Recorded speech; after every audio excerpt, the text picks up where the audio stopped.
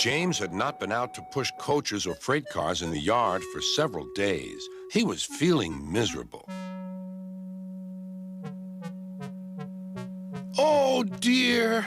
I wonder how long I shall have to stay in the shed. Will anyone ever see my red coat again?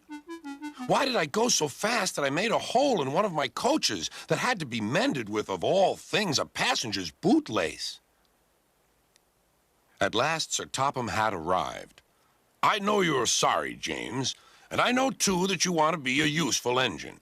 People are laughing at my railway, and I do not like that at all. I will try hard to do my best, said James. That's a good engine. There's nothing like determination. I want you to pull some freight cars for me. James was delighted and puffed away.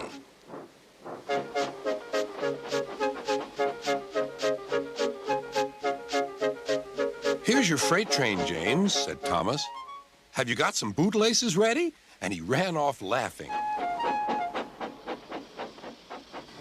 Oh, no, said the freight cars. We want a proper engine, not a red monster. James took no notice and started as soon as the conductor was ready. Come along, he puffed. We won't, screamed the freight cars. But James didn't care, and he pulled the screeching cars sternly out of the station.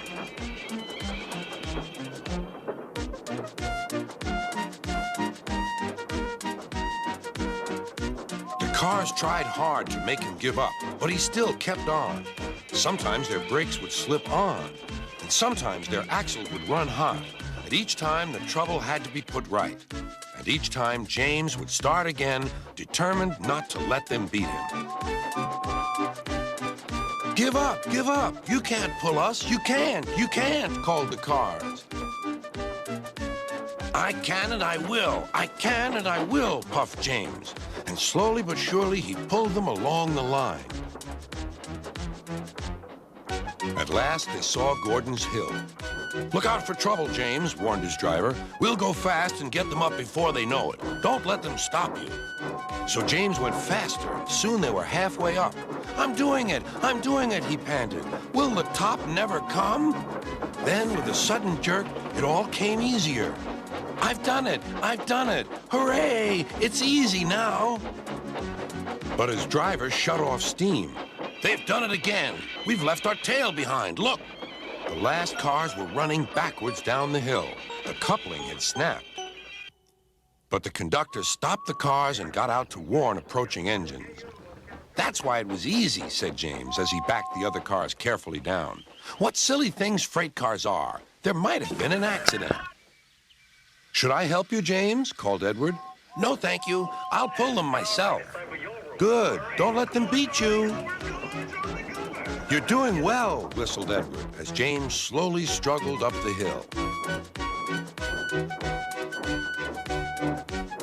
I can do it, he puffed. He pulled and puffed as hard as he could. I've done it, he panted.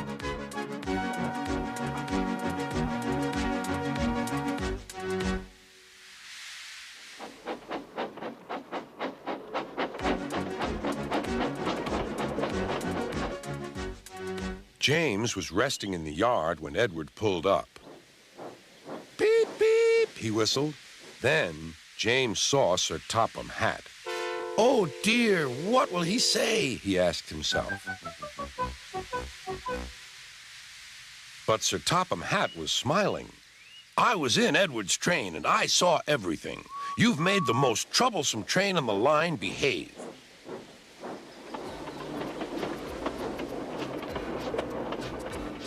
After that performance, you deserve to keep your red coat.